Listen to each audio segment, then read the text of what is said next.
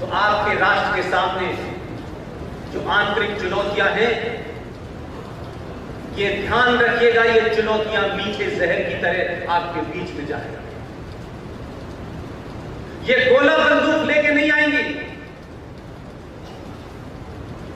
ऐसे ऐसे term point कर दिए गए हैं कि जब तक आप उससे बाहर नहीं निकलेंगे, उन मकसदों को नहीं समझेंगे, तब तक आप सही मानों में लड़ नहीं पाएंगे। और मैं बार बार आपसे एक ही बात कह रहा हूं, आपको ना AK-56 चाहिए, ना AK-47 चाहिए, ना बम चाहिए, आपको कुछ चाहिए ही नहीं। आपको जो सबसे आसान काम करना है, जिसमें किसी की मदद नहीं चाहिए, एक बार सनातनी होने का एहसास तो कराओ। एक बार अपने दिल पे हाथ रख के कहो कि हम सनातन को मानने वाले हैं, हम सनातन धर्म के मानने वाले हैं। और जिस दिन आप सनातनी हो जाएंगे 10%, फैसले 24 घंटे के अंदर आने लगेंगे। आप दोष दे सकते हैं, न्याय व्यवस्था ऐसी है, कुछ लोग लंदन से चल के आ रहे हैं यहां कन्वर्जन करने के लिए। आपने सही बात नहीं बताई है, हमारे बुजुर्गों ने हमें नहीं बताया है।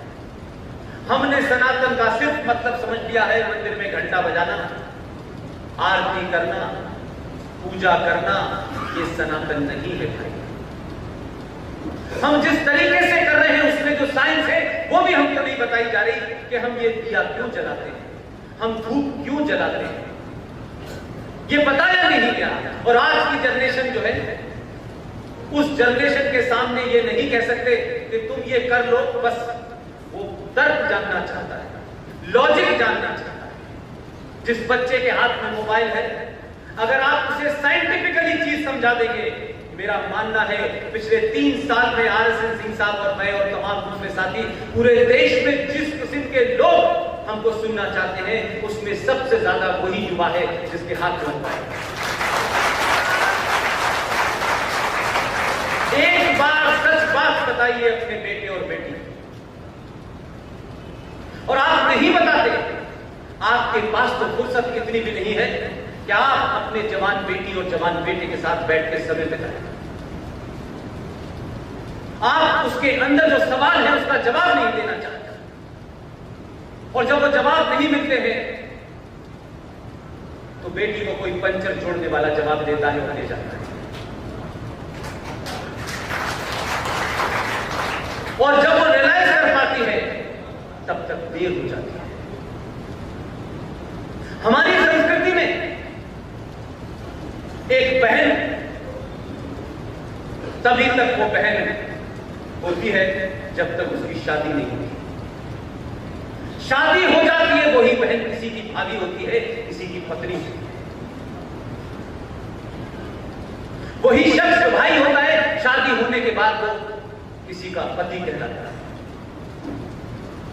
लेकिन वही बहन, वही भाभी जब बच्चे को जन्म देती है, वो बच्चा तो आता है जिसको खुशी मनाते हैं, लेकिन वही बच्चा उस औरत को मां का दर्जा देता है।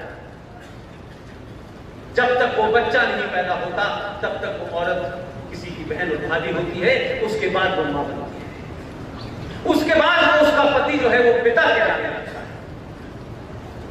लेकिन अफसोस है कि आपकी संस्कृति के अंदर जिन्होंने शादी नहीं की है, जिन्होंने बच्चे भी नहीं पैदा किए हैं, वो फादर बने हुए हैं। अजीबोगरीब। हमें तो फादर का मतलब बताया गया है किसी का पिता, किसी बच्चे का पिता, तभी हम उसे पिता का दर्जा देते हैं। अब कंफ्यूजन आता है, घर में पिता है उसे आप फादर कहते हैं अंग्रेजी में, ठीक है, लेकिन वो ये नहीं तय कर पाता यार कि ये तो पिता जब बना जब मेरी मां के साथ इसके संबंध से शादी की थी, लेकिन ये जो दूसरा कॉलेज में पिता है ना तो इसने शादी की है ना इसके बच्चे हैं, ये भी फादर है। इस कंफ्यूजन में उसको नहीं पता, और इसी कंफ्यूजन में वो फादर आपके घर में आ जाता है और फिर वो फादर आपको बताता है क्योंकि जो मदरें घूम रही है वो मदर नहीं है, क्योंकि उनके ना कोई पति है न उनके कोई बच्चे। तो जिस संस्कृति में मां और पिता का ये रोल हो कि मां जिस आदमी को, जो मां किसी शख्स को अपना जो बच्चा उसका पैदा होता है उस बच्चे को यह बता देती है कि यह आदमी तुम्हारा पिता है, हमारी संस्कृति में बिना सवाल किए आजीवन वो बच्चा उसको पिता मान लेता है। यह विश्वास की पराकाष्ठा है। यूरोप में तो लोग डीएनए से पता करते हैं। मेरा दुख, मेरा अफसोस यह है कि आपको कहीं नहीं जाना है, कोई किताब नहीं ढूंढनी है, सब आपके पास है। जरा ध्यान से देखिए, एक फादर आता है चल के आपके घर में घुस करके आपको बताता है,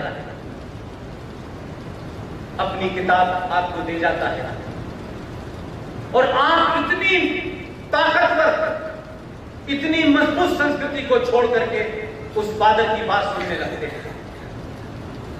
कितने मां बाप ऐसे हैं जिन्होंने अपने बच्चों को यह कोशिश की हो कि 5वीं क्लास तक वो स्कूल में क्या पढ़ता है नहीं पढ़ता है, लेकिन 5वीं क्लास तक हमारे घर में रोजाना उसे भारतीय संस्कृति क्या है और सनातन क्या है इसकी शिक्षा दी जाती है।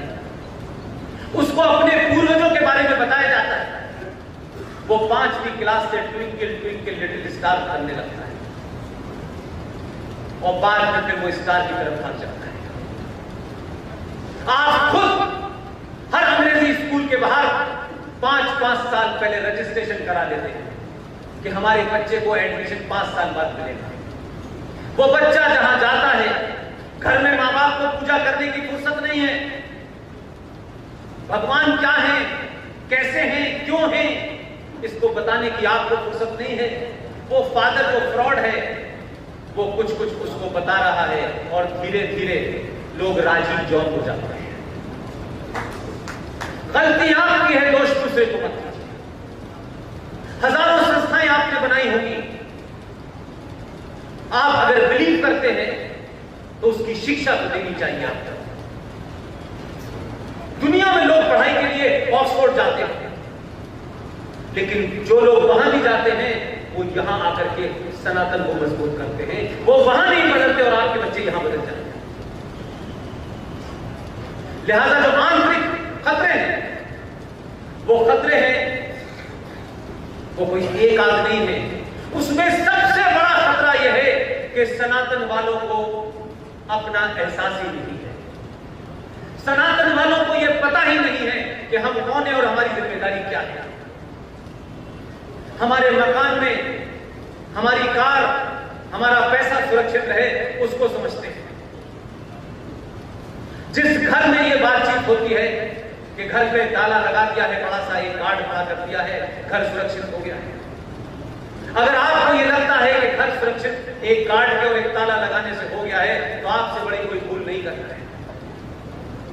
अगर अपने घर को सुरक्षित रखना है तो मोहल्ले को सुरक्षित रखिए, और मोहल्ले को सुरक्षित रखना है तो अपने जिले को रखिए, और जिले को रखना है तो राज्य को रखिए, और राज्य को रखना है तो देश को रखिए। तब जाकर के आपकी सुरक्षा होगी। क्योंकि जो दंगाई, जो जिहादी आपके दरवाजे तक आ गया है उसको आपको दरवाजा तोड़ने में देर नहीं लगेगी। आपने सुरक्षा के जो तरीके ढूंढे हैं वो गलत है।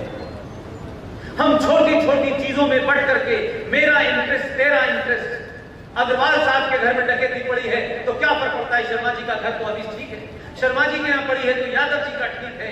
यही होता है इस देश के अंदर। आपने एक राष्ट्र के रूप में सोचा ही नहीं, एक राष्ट्र के रूप में कभी अपने बर्ताव को दिखाया ही नहीं।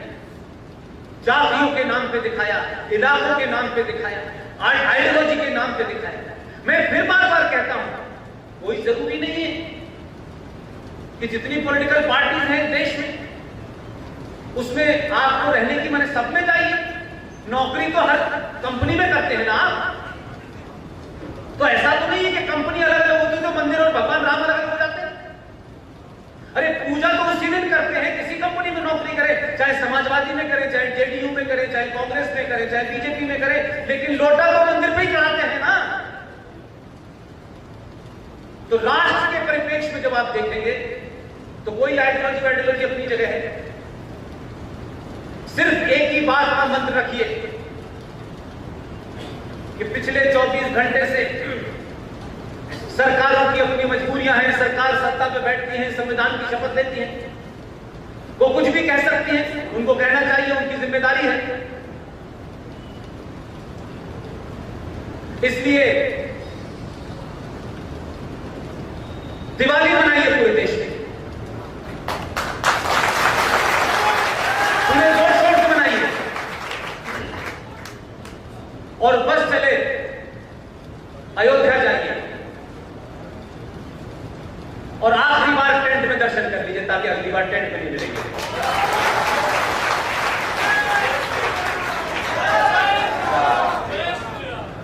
इसलिए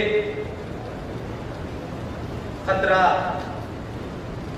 किसी बम से और किसी बंदूक से नहीं है।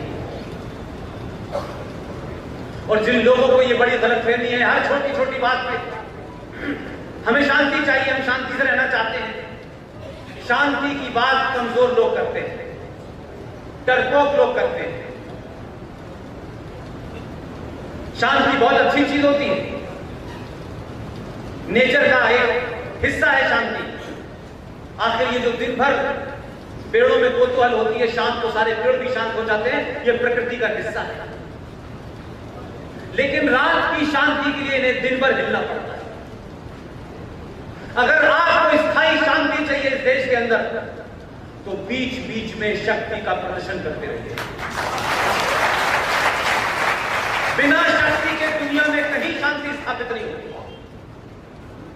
जिस भगवान रामचंद्र जी का जिक्र सिंह साहब ने किया, शांति के साथ अपील कर रहे थे, समुद्र से रास्ता दे दो। उन 3 मंदिरों की बात कर रहे हैं कि जिनको जिस विधि विधान से भगवान विश्वनाथ का मुंह जिस तरफ होना चाहिए था, नंदी का मुंह जिधर होना चाहिए था, वो उल्टा हो गया है, तो पूजा का फायदा कैसे मिलेगा? ये सियासी नारा है, ये लगाइए पॉलिटिकल पार्टी में। वो झांसी थी तो आपके कहने से तो मिली नहीं, इसलिए सिर्फ नारे लगाने के लिए ये समाज नहीं बना है। ये बहुत हल्के नारे हैं। नारे लगाने के बाद अगर आप उस पर अमल नहीं कर सकते, तो आप अपने दुश्मन को ये बता रहे हैं कि सिर्फ हम नारा लगाते ही करते कुछ नहीं है। बगैर नारा लगाए कल फैसला आया है, देश को पता ही नहीं चला कब जज साहिबान बैठे, कब तैयारी हुई, कब हुई, हो गया सब। उनको पता था जिन्होंने राष्ट्र के नाम संदेश दिया। जरूरी नहीं है हर बात को चिल्ला चिल्ला के बताया जाए। क्या पता था कि धारा 370 और 35 के 5 अगस्त को हटने वाली है? पता था आपको? नारे लगाते हैं वो लोग जो नारों पे अमल करते हैं। मूर्खता वो लोग करते हैं जो नारे लगा के दुश्मन को अलर्ट कर देते हैं, और जब दुश्मन आ जाता तो कहते हैं हमें नहीं पता, हमने तो सिर्फ नारा लगाया था।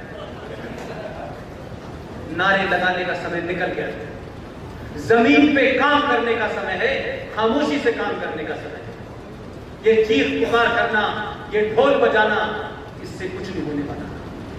आपको पता नहीं चला, आप यहीं बैठे रहे, पूरे आदिवासी इलाकों के अंदर कन्वर्जन हो गया। कोई घटना अखबार में नहीं छपी, टेलीविजन पे नहीं आई, और आप किसी को एक को घर वापस लाते हैं, आधे हिंदुस्तान में हंगामा हो जाता है। काम करने वाले लोग खामोशी से करते हैं। हमारे यहाँ बहुत गाजे बाजे के साथ चीजें होती थी, अब गाजे बाजे नहीं बज रहे हैं। अब हर दिन एक नया फैसला आ जाता है, और आपको जब पता चलता है आप खुश हो जाते हैं। आप सरकार से ज्यादा आपकी जिम्मेदारी है, आपको ज्यादा विजिल होना पड़ेगा। या आंतरिक खतरों पे सरकार नियंत्रण नहीं पा सकती। सरकार 10 लाख, 5 लाख, 20 लाख, 5 करोड़, 10 करोड़ लोगों की होती है, लेकिन बाकी चीज समाज के हाथ में होती है। अगर समाज ये सोचेगा कि सब काम सत्ता को करना है, तो माफ कीजिएगा, वो देश ज्यादा दिन तक नहीं चलता। ये बात अलग है कि हमने कुछ हल्का सा बदलाव किया, बहुत थोड़ा सा बदलाव किया। अभी तो आपने पहली सीढ़ी भी नहीं चढ़ी है और चीजें बदलने लगी है, क्योंकि उनको पता चल गया है कि 5%, 2.5%, 16% की जो खिचड़ी बनती थी, अब ये 90 वाले लोगों ने सबकी खिचड़ी समाप्त कर दी। अब ये एक ही खिचड़ी बनाते हो, सब एक साथ बनाते हैं। जो अपने अंदर आपने कमियां थी, गलतियां थी, माफ कर रहा हूं, बड़ी ईमानदारी से कह रहा हूं, क्योंकि मैं कोई राजनीतिक दल का आदमी नहीं। आपने जो गलतियां की हैं, जो हमारे पूर्वजों ने गलतियां की हैं, उन गलतियों को सुधारने का समय आ गया है। आपको इतिहास ने मौका दिया है। हो सकता है कि आप 50 साल बाद ये सोचें और आपको मौका न मिले। आज मौका है उन गलतियों को सुधारने का। हर आदमी अपनी जगह एक न्यूक्लियर बम है। अपनी ताकत को पहचानिए। जिन लोगों ने आपने अपनी गलतियों से आपने बाजुओं को अलग कर दिया है, जिस गलतफहमियों के तहत किया, जिन मूर्खताओं के चलते किया, आज भी अगर आज से भी आज ये तहिया कर ले, आप प्रण कर ले कि हमें कुछ नहीं करना है, सिर्फ जो समाज हमारा है, जो सनातन के हिस्से हैं, उनका हाथ पकड़े। कोई पीछे छूट गया है, वो दलित है, वो यादव है, वो ठाकुर है, वो रगड़ा है, वो पिछड़ा है, ये कोई भी नहीं है। आज से कोई हिंदू नहीं है, सिर्फ सनातनी है।